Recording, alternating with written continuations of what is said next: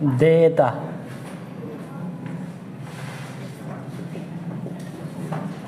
Liability या देनदारी। ठीक है, तो कोई बताएगा इसकी परिभाषा? पहले बता चुके हैं।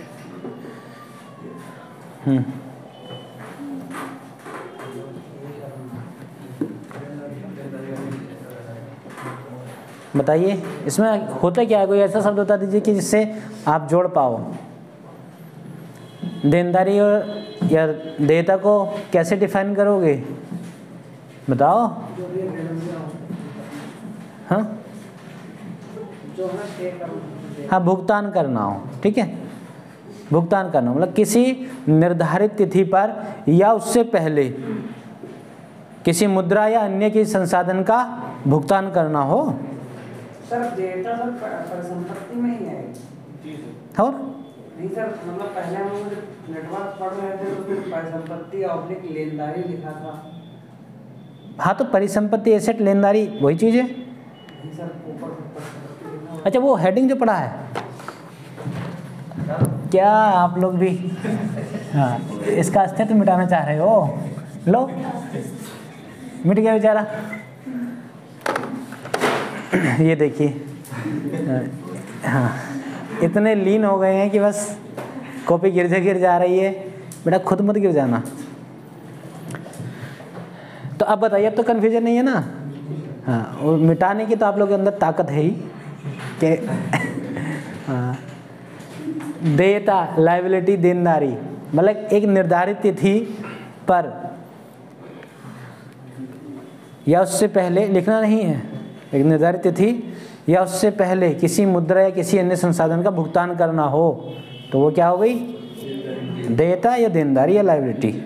ठीक है, तो एक निर्धारित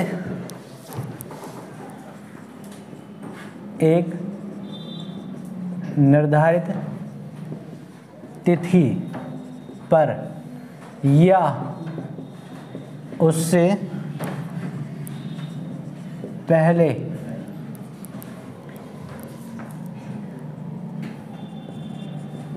किसी मुद्रा या अन्य संसाधन का क्या करना हो?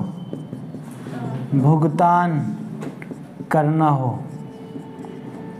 पेमेंट करना हो। ठीक है, पेमेंट करना हो या भुगतान करने के दायित्व को, ऐसे लिख लो, वो सही रहेगा। भुगतान करने के दायित्व को क्या बोलते हैं? देनदारी या देयता, लायबिलिटी। कहते नहीं कि लोग अक्सर बोल देते हैं कॉमन लैंग्वेज में कि आपकी कोई लायबिलिटी है कि नहीं, तो बोल दिया, मजा आया, अरे वाह, पता नहीं क्या बोला, अब बात तो समझ में नहीं आया। तो आज क्लियर हुआ कि नहीं थोड़ा बहुत है? तो ऐसे बहुत सारे शब्द चलते हैं हमारे समाज में कि हम अक्सर बोल देते हैं, उसके सही मायने पता नहीं होते, और जब पता चलता है अच्छा ये था उसका।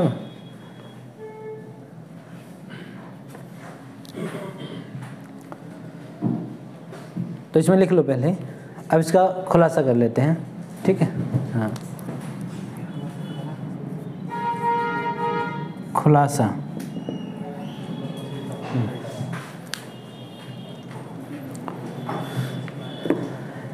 लिखिए क्या इसमें? तो ये तो व्याख्या तो कर ही ली आपने। ठीक है, सिनॉप्सिस भी बना लो, ये बना लेंगे, बना लिया तो ठीक है, बना लिया तो ठीक है। अब लिख लो, लिख भी लिया? दोनों चीज़ में एक चीज़ बताओ, दोनों काम कर लिए। सिनॉप्सिस बनाया ना, तो लिख लो फिर। ठीक है, नहीं, अरे वही है, खुलासे कर लो, लिख लो, जो भी करना चाहो, पहले लिख लो। अच्छा इसको, अरे देखिए, यही होता है कि जैसे थोड़ा सा ज्ञान प्राप्त हुआ तो यार आप छोड़िए इस ना, इसको आगे बढ़िए। हाँ, फिर आप गौतम बुद्ध पे नहीं जाते, फिर सीधे इन पे आ जाते हो, स्वामी विवेकानंद जी पे। आगे बढ़ो, आगे बढ़ो, ठीक है। उठो जागो और तब तक न रुको जब तक हाँ लक्ष्य की प्राप्ति ना हो जाए। अब लक्ष्य जो भी हो आपका, ठीक है।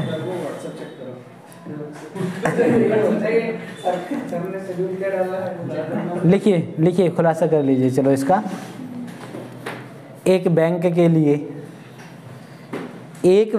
लिए हाँ देयता विकसित करना प्राथमिक कारोबारी कार्य है। मतलब बैंक इसको किस तरह से मैनेज करता है उसकी बात कर लेंगे। बैंक का जो वर्किंग सिस्टम है उस वर्किंग सिस्टम की बात कर लेंगे।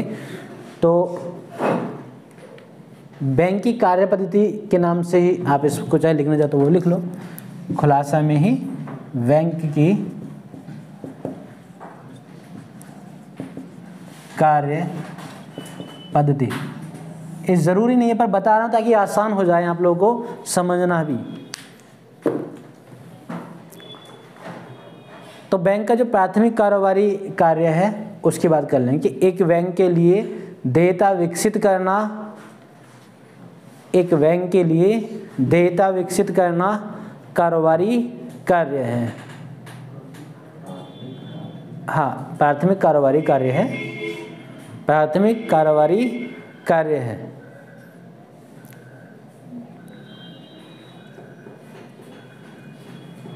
देयता विकसित करने के साथ साथ, देयता विकसित करने के साथ साथ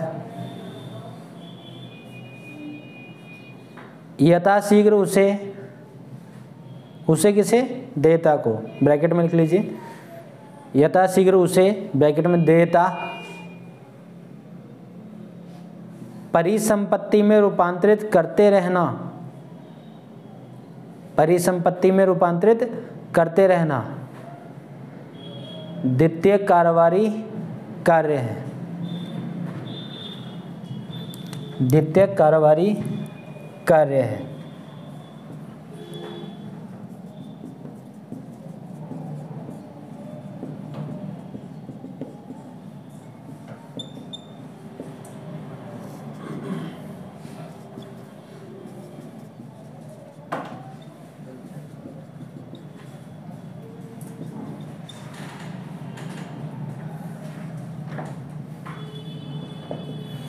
प्राथमिक कारोबारी कार्य बैंकों का क्या होता है, देयता विकसित करना, ये तो होता देयता विकसित करना।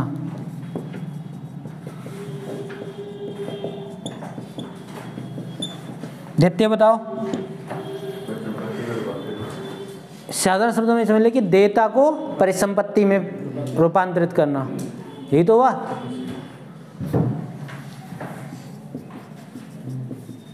देयता को परिसंपत्ति में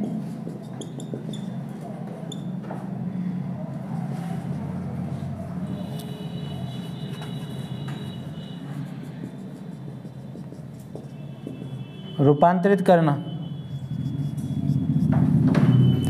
वही देयता क्या, एक बैंक के लिए देयता क्या होगी कि बैंक को कोई लोन दे रहा हो, बैंक में कोई निवेश कर रहा हो, तो ये तो देयता हो ना बैंक की, भाई यही तो हुई। अब बैंक उस अपनी देयता को किसी और व्यक्ति को दे रहा है, मतलब आप बैंक से लोन लोगे तो उसने आपको अपनी देयता दे दी, तो उसकी क्या हो गई, वो देयता क्या हो गई उसकी, बताओ ना। वो ब्याज लगा कि नहीं, उसकी क्या हो गई, लेनदारी हो गई ना, उसकी परिसंपत्ति हो गई वो, ठीक है। तो बैंक किस तरह से अपनी देयता का रूपांतरण करता है परिसंपत्ति में, ये क्या हो गया उसका द्वितीय कारोबारी कार्य। आप सबसे पहले बैंक क्या करेगी, सबसे पहले बैंक के पास पैसा होगा तब ना देगी, ठीक है। तो सबसे पहले इन्वेस्टर ढूंढती है, इन्वेस्टर ढूंढेगी। हो सकता है कोई किसी निजी बैंक होते हैं कि पूरा मालिक ही जो है एक व्यक्ति हो अपने बैंक का, ऐसे होते कि नहीं। अब वो क्या करेगा, बैंक अपना सेकेंडरी कमर्शियल वर्क करेगा, उसमें क्या करेगा वो कि जो देयता जो बैंकों ने किसी से लिया था, चुकाना था, अब वो उसको किसी और को दे देगा। किसी और का मतलब क्या है, कस्टमर्स में दे देगा, लोन दे देगा। तो उससे क्या हासिल होगा, पैसा हासिल होगा, परिसंपत्ति बढ़ेगी, मतलब लेनदारी बढ़ेगी। तो देयता को परिसंपत्ति में रूपांतरित करना। समझ में आया इन सब चीज़ों का। अब बात कर लेंगे, आगे लिखिए, पैरा चेंज कर लीजिए। इस प्रक्रिया में बैंक का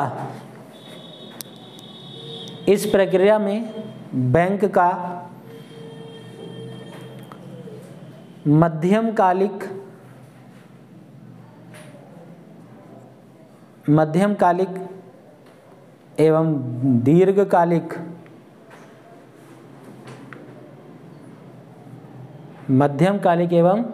दीर्घकालिक उद्देश्य यह होता है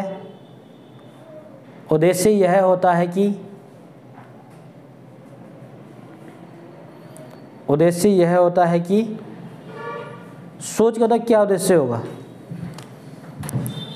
उद्देश्य क्या होगा, क्या बढ़ेगा, क्या घटाना चाहेगा, यही तो। देयता को बढ़ाना, देयता को बढ़ाएगा। किसको, देयता को। देयता बढ़ेगी तभी तो लेनदारी बढ़ेगी। कैसे, मतलब तो देयता को बढ़ाएंगे, लेनदारी को बढ़ा देंगे ना, जिससे ब्याज तो मिल रहा है, ठीक है, उससे ब्याज तो मिल रहा है जी। तो लिखिए, उद्देश्य यह होता है कि परिसंपत्ति का मूल्य देयता की तुलना में अधिक हो जाए।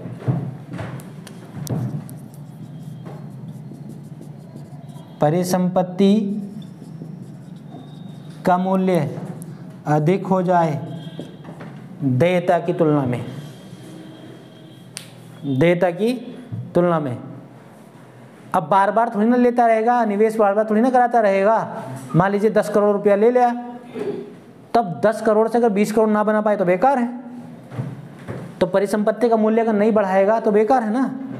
उद्देश्य क्या होता है बैंकों का, प्राथमिक द्वितीय कारोबारी मार्गों को कार्य करने के उद्देश्य जो होता है वो होता है कि परिसंपत्ति का मूल्य देयता की तुलना में अधिक हो जाए, ठीक है, अधिक हो जाए। और जब परिसंपत्ति का मूल्य अधिक हो जाएगा तो कैसी बैलेंस शीट हो जाएगी, गुलाबी, ठीक है, गुलाबी, हाँ, और लिख लीजिए, और तुलन पत्र गुलाबी होता जाए। और क्या है, तुलन पत्र गुलाबी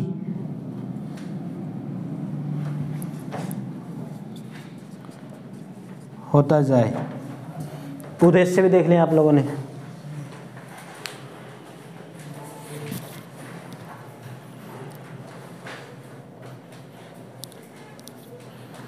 तो ऐसे में करना क्या चाहिए,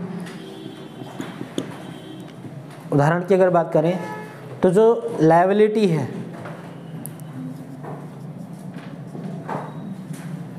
लायबिलिटी मतलब देनदारी, और दूसरा परिसंपत्ति है, परिसंपत्ति मतलब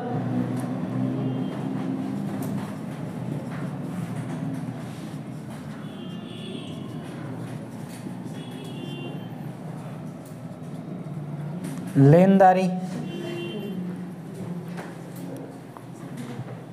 तो लायबिलिटी को हमें जो है कम करना चाहिए या बढ़ाना चाहिए, बताइए। लायबिलिटी को कम करना चाहिए, बढ़ाना चाहिए, कम करना चाहिए ना। देनदारी आपकी कम होनी चाहिए। और एसेट परिसंपत्ति लेनदारी बताइए बढ़ानी चाहिए। व्यावहारिक उदाहरण से आप ये समझ लीजिए कि आपकी आकांक्षाएं ज़्यादा होनी चाहिए, कम। कितने लोग बता रहे कम, तो कितने लोग बता रहे ज़्यादा। बस तभी तो मार खाते हो।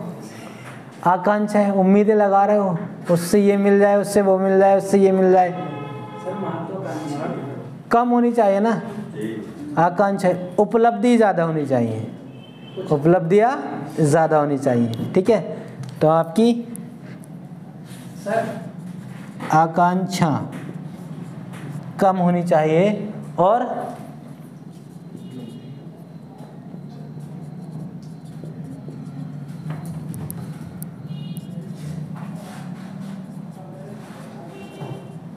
उपलब्धियाँ ज़्यादा होनी चाहिए। हाँ बताओ भाई, होनी चाहिए भी लिख दें क्या? तो लो, होनी चाहिए, आप क्यों परेशान हो रहे हैं, लिख दिया। हाँ हाँ बोलो, क्या बोल रहे थे बेटा? वो बोले तो बड़ी जोर से थे, मैं डर गया था।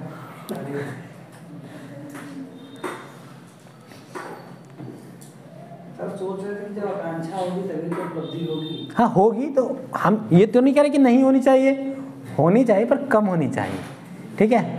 आप एक चॉकलेट दे रहे हो और इतनी सारी आकांक्षाएं पाल लिए, ये गलत बात है। देखो आप भी तो कुछ गिफ्ट वगैरह दो, ठीक है, ये गलत बात है ना।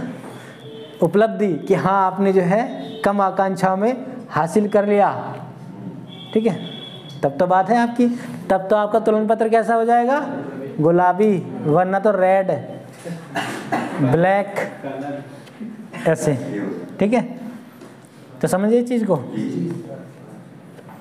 अब ये डेटा को आखिर विकसित करने के लिए बैंक के पास क्या तरीके होते हैं, क्या सोर्सेज होते हैं और क्या सोर्सेज का वो उपयोग करता है, उसकी बात कर लेंगे। हाँ ऋण की मतलब दर घटा दें। हाँ, स्वामित्व पूंजी, ऋण पूंजी, जमा पूंजी, इन सब चीज़ों पर बात करेंगे, ठीक है। तो मित्रों आज के लिए इतना ही, ठीक, कल के एपिसोड में मिलेंगे, ठीक। हाँ, लिख लीजिए क्वेश्चन, क्वेश्चन तो लिख लो, क्वेश्चन लिख लो पहले, उठ के जाने लगते हैं कि बस जेल से छूटे और चल देते हैं। लिख लीजिए, परिसंपत्ति क्या है?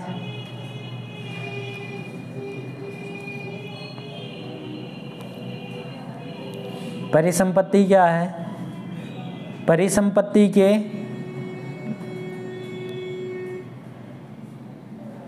वर्गीकरण को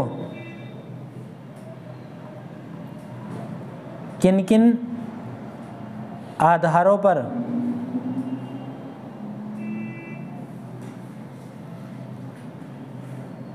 रेखांकित किया जाता है?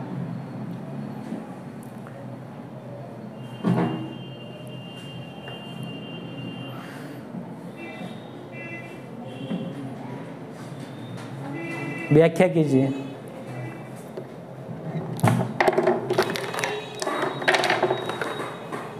तो कर लेंगे ना, आसान सा है क्वेश्चन, कोई दिक्कत तो नहीं है।